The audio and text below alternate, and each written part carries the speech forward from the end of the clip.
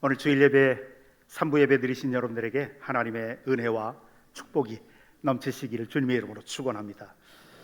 우리 지난주부터 우리 교회가 속해 있는 교단 총회의 2026년 주제를 가지고 시리즈로 설교하고 있습니다.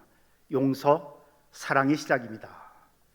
모든 기독교의 출발점, 개인적인 신앙이든 교회의 신앙이든 그 출발점은 십자가입니다. 십자가의 가장 커다란 의미, 중심되는 의미는 용서입니다. 하나님의 자녀가 되는 용서, 용서 사랑의 시작입니다 라고 하는 시리즈로 지난주에 이어서 오늘 두 번째 설교입니다. 오늘은 특별히 제가 여러분들을 예루살렘에서 가장 화려한 곳, 왕이 살고 있는 왕궁으로, 또 특별히 왕의 침실로 안내하고 싶습니다. 그 왕의 침실 방 안에는 최고급 백향목 향기가 은은하게 감돌고요, 그 왕이 잠자고 있는 침상은 황금과 상아로 장식되어 있습니다.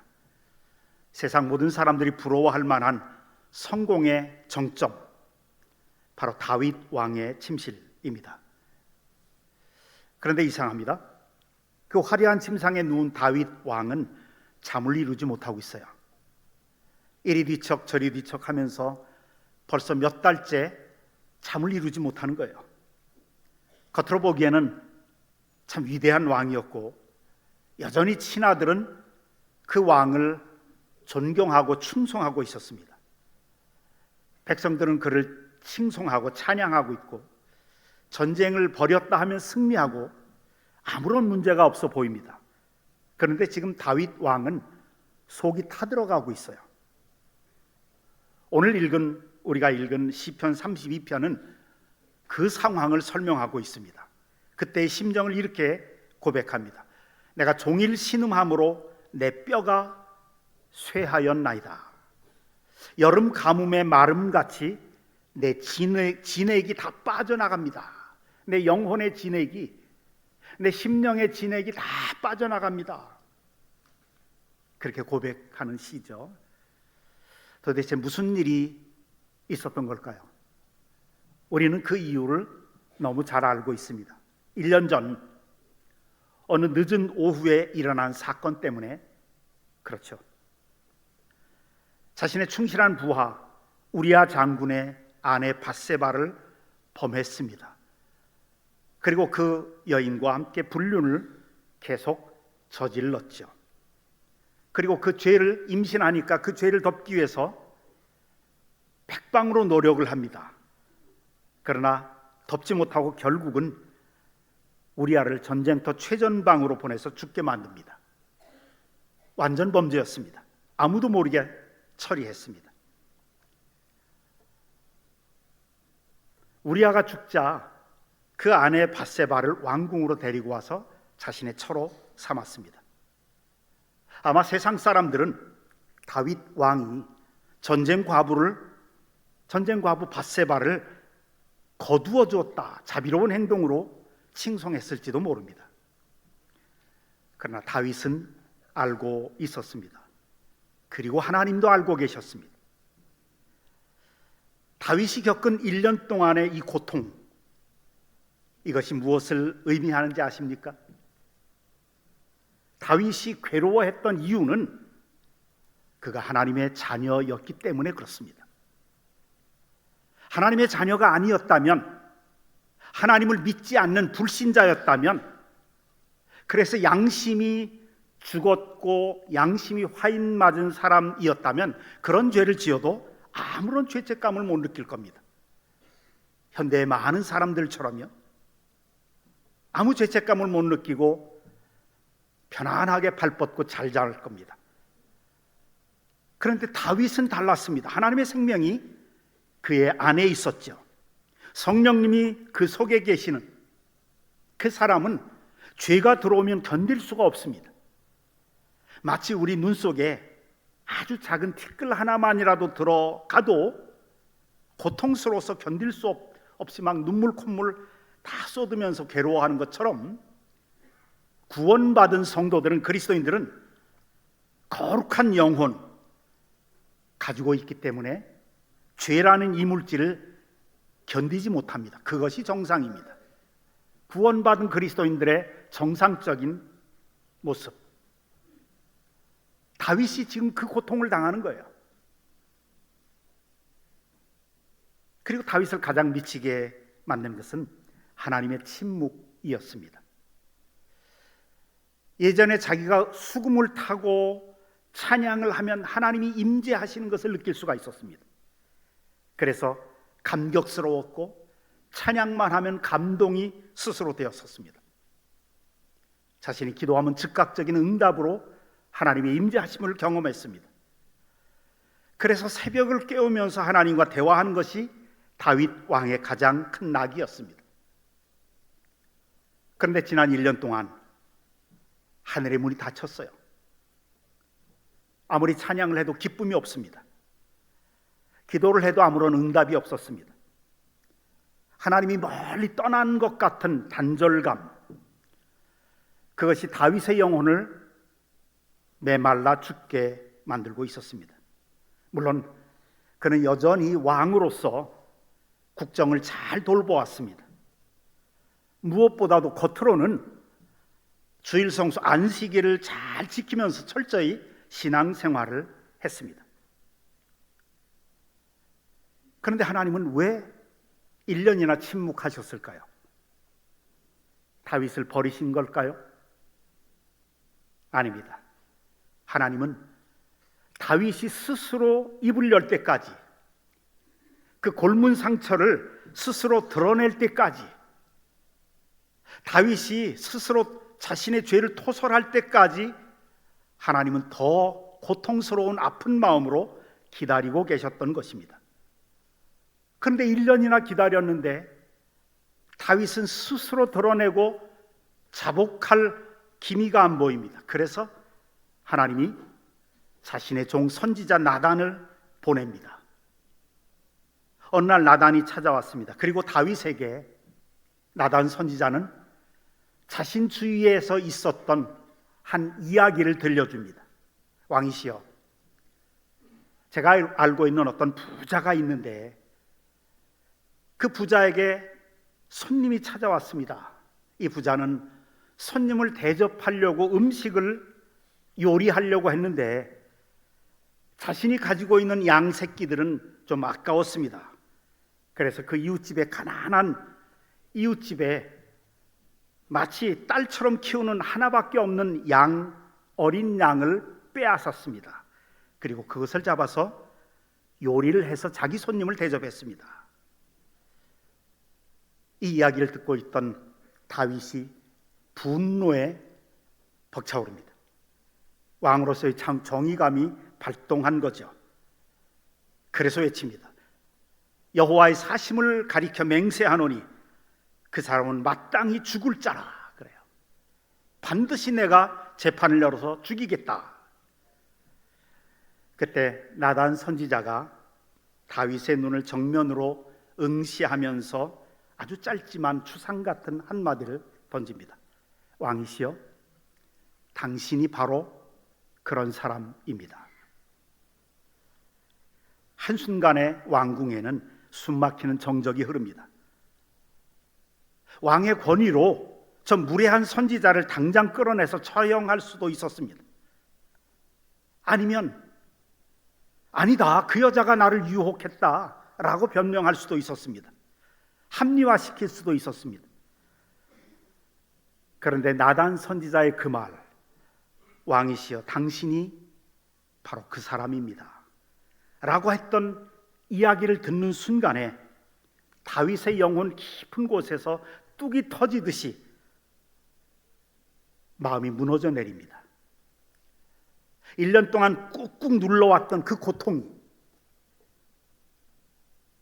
꾹꾹 눌러왔던 그 죄책감에서 오는 뼈를 깎는 듯한 그 아픔을 토해냅니다. 왕은 자신의 왕좌에서 내려와 바닥에 엎드려 고백합니다. 내가 여호와께 죄를 범하였노라. 군더더기 없이, 변명이 없이 내가 죄인입니다 라고 고백하죠. 이 한마디가 터져 나온 그 순간 놀라운 일이 벌어집니다.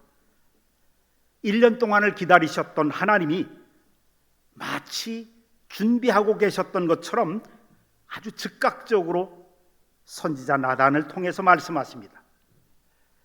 여호와께서도 당신의 죄를 용서하셨나니 당신이 죽지 아니하리라. 그래요. 용서를 준비해 놓고 계신 그 하나님, 분명히 그러잖아요. 그 부자를 내가 죽이겠다라고 죽일 죄라는 것을 스스로 입으로 뱉은 그 죽일 죄, 여호와께서도 당신의 죄를 사하셨나니 당신이 죽지 아니하리라. 여러분, 이것이 복음입니다. 죽을 죄를 지은 사람에게 그냥 용서하신 것이 복음입니다. 우리는 지난주에 십자가에 예수님과 함께 달렸던 강도를 통해서 단 한 번의 용서, 예수님을 내 인생의 구주와 주님으로 믿는 그 순간에 나의 전 일생을 십자가 보혈로 다 덮어버리는 완전한 용서, 나의 과거와 현재와 미래 죽을 때까지 지을 죄까지 다 덮어버리는 영원한 용서를 지난주에 보았습니다. 그것은 재판장이 죄수에게, 무수히 많은 죄를 지은 그 죄수에게 너는 무죄다라고 선언하는 법적인 용서입니다. 그 십자가의 영원한 용서를 통해서 그 의미는 뭐냐? 신분이 바뀌어졌다는 거예요. 그 십자가의 영원한 용서를 통해서 우리는 죄인의 신분에서 하나님의 자녀가 되었습니다. 저주와 지옥의 자식에서 천국의 시민이 되었습니다. 성도가 된 것입니다. 신분이 달라졌다는 의미. 우리는 예수 그리스도를 믿기 이전에 마귀의 자식에서 예수 그리스도를 믿는 순간에 모든 죄를 용서받았다는 그 뜻은 하나님의 자녀가 됐다는, 신분이 달라졌다는 의미입니다. 그런데 오늘 이야기는 다릅니다. 다윗의 이야기는 전혀 다른 이야기입니다. 이것은 신분이 달라진 그리스도인들이, 성도들이 아버지와 아들의 관계에 관한 이야기입니다. 예수 그리스도를 믿어서 이미 하나님의 자녀가 된 성도들이 날마다의 생활 속에서 아버지와 아들의 관계 속에서 짓는 죄에 관한 문제입니다. 이 문제는 얼마나 중요한지 요한복음 13장 10절에서 제자들이 발을 씻을 때 예수님이 베드로에게 이렇게 말씀하셨죠. 이미 목욕한 자는 발밖에 씻을 필요가 없느니라. 우리가 예수님을 처음 믿을 때 우리는 이미 영적인 목욕을 했습니다.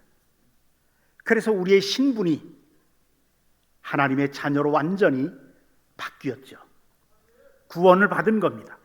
영생을 얻은 겁니다. 심판이 사라진 것입니다. 왜요? 하나님의 자녀이기 때문에. 영원한 용서를 받은 것, 하나님의 자녀이기 때문에. 우리의 구원과 영생은 어떤 일이 있어도 취소될 수가 없습니다. 영원히 취소되지 않습니다.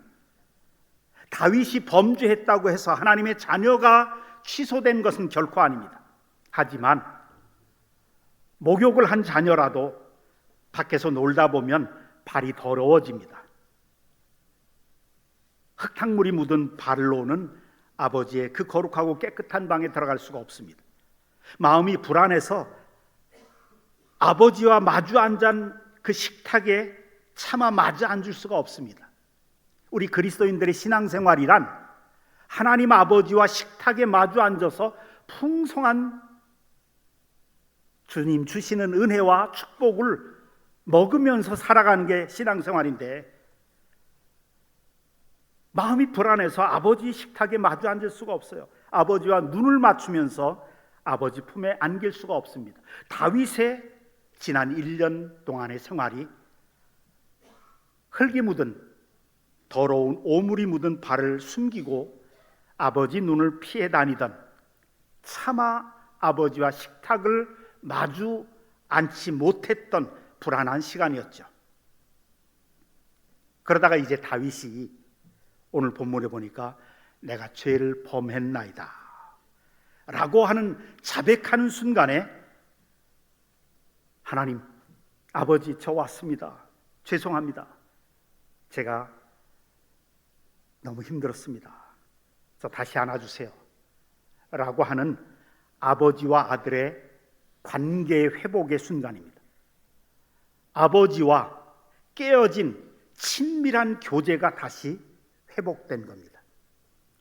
그 이후에 다윗은 침상이 젖도록 울면서 자신의 죄를 토해냅니다. 고백하고 회개합니다. 그리고 그는 다시 마음의 기쁨과 평강을, 행복을 다시 회복하고 하나님을 노래하기 시작합니다. 그 노래 첫 절이 허물의 사함을 받고 자신의 죄가 가려진 자는 복이 있도다. 죄가 가려졌어요. 너 죄가 없다. 하나님의 자녀로 다시 회복된 거예요. 하나님의 그 친밀한 관계로. 이 노래는 죄를 한 번도 안 지은 사람의 노래가 아닙니다. 죄로 인해서 깨어졌던 아버지와의 친밀한 교제가 다시 이어질 때 터져 나오는 회복의 기쁨입니다. 우리 예수 그리스도를 처음 믿을 때 얼마나 하나님 앞에 감격하고 감동하고 얼마나 기뻤습니까? 내가 죄인인 것을 깨닫고, 하나님, 죄인입니다. 이제부터 예수 그리스도를 믿겠습니다. 회개하고 예수 그리스도를 믿는 순간에, 그 처음 순간 전체가 천국이었죠.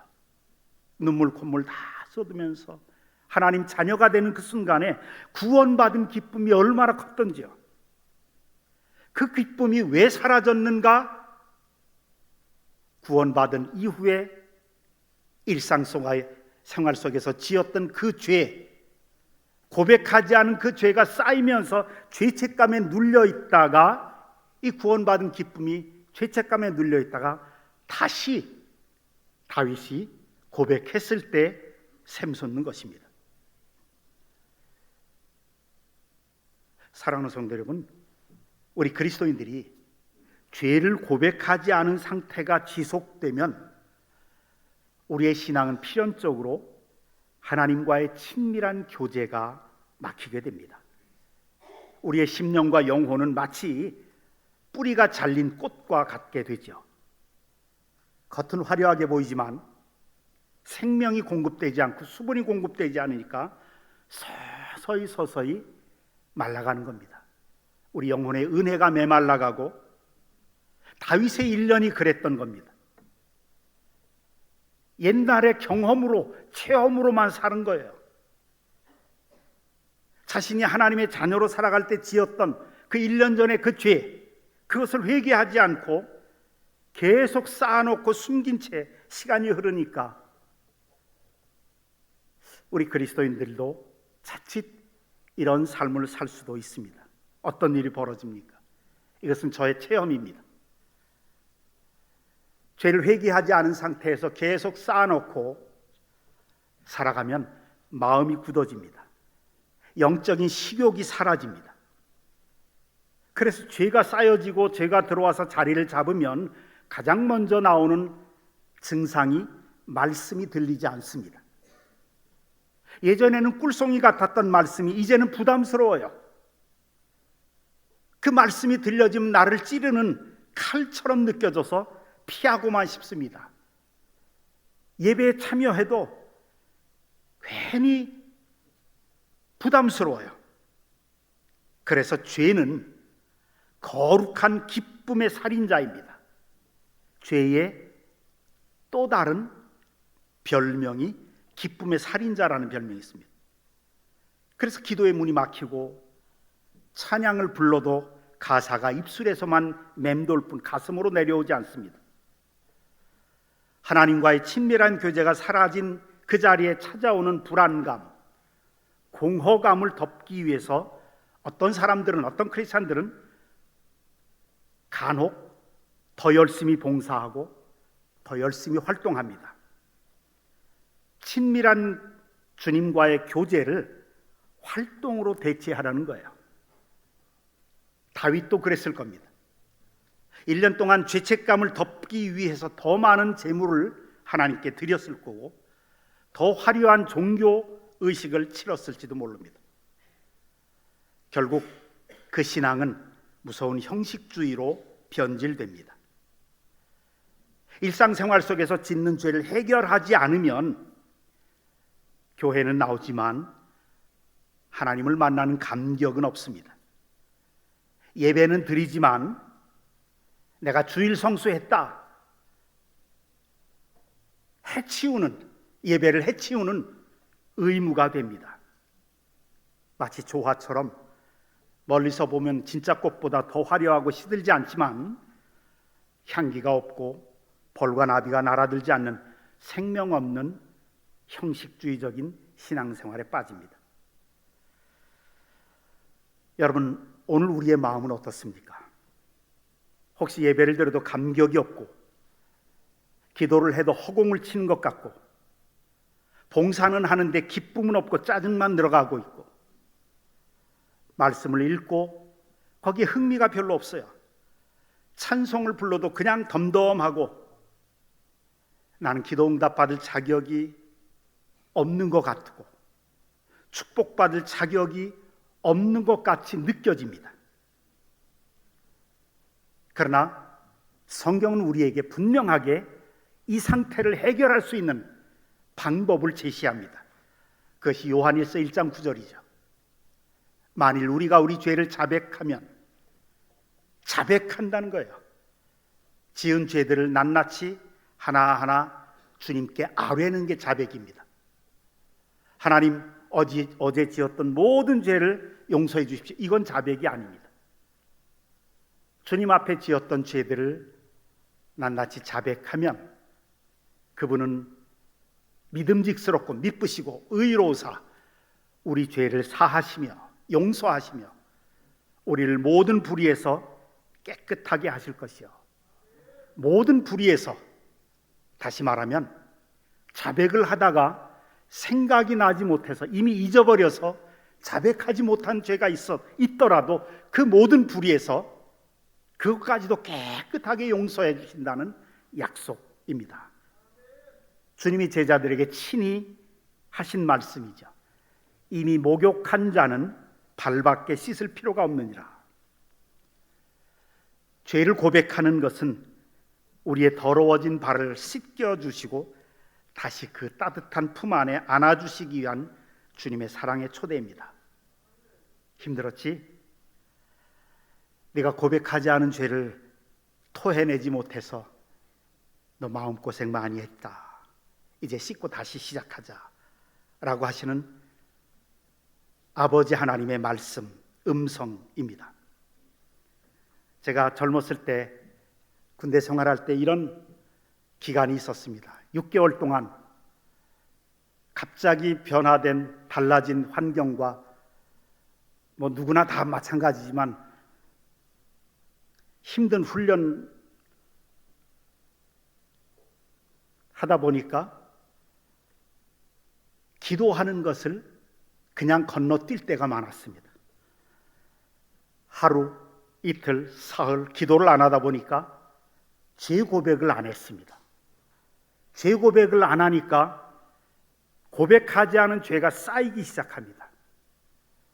한 주, 두 주, 마음이 막 죄책감 때문에 너무 무거웠습니다. 그런데 한 세 번째 주, 네 번째, 한 달쯤 지나니까 괜찮아져요. 이제는 죄를 지어도 죄책감도 없고 양심이 죽은 거죠. 그러기를 한 달, 두 달, 석 달, 넉 달, 다섯 달, 6개월쯤 지났습니다.